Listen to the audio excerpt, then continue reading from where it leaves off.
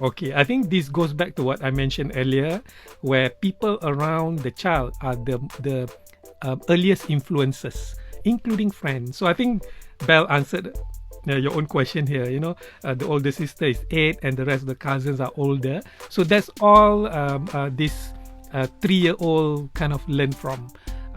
The behavior of the older child, how they play, how they talk, and for him, it doesn't see him as a 3 years old.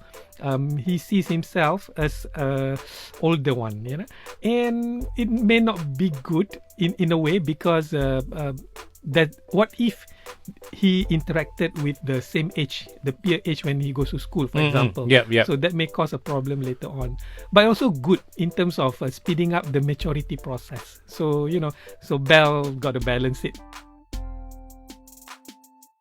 I've been exposed to both worlds. I studied in the US, in the UK, and then the US. And I've observed, I also worked in a multinational before, so I travel. And one of the things that I observe is the way they interact with the kids. I think there are definitely differences. Without stereotyping, you can say that the Westerners are more open. They are more emotionally connected with the child, which can be both good and bad. I mean, if you overdo it, then there's this thing called emotional blackmail. Right. Yeah, from both parents and child. But for Asians, we are a little bit more on rules based. You shut up, listen. Yeah. Do it or you get a whack. Yeah. So again, there's pro and cons.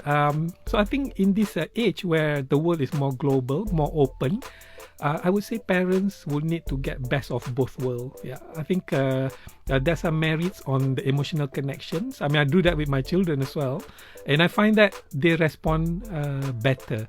A home becomes more harmonious when you don't have to yell and scream all the time. Yeah, but it's a longer route.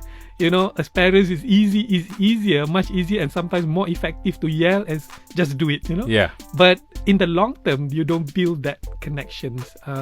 So when you are tired of pushing and all that, they will stop responding.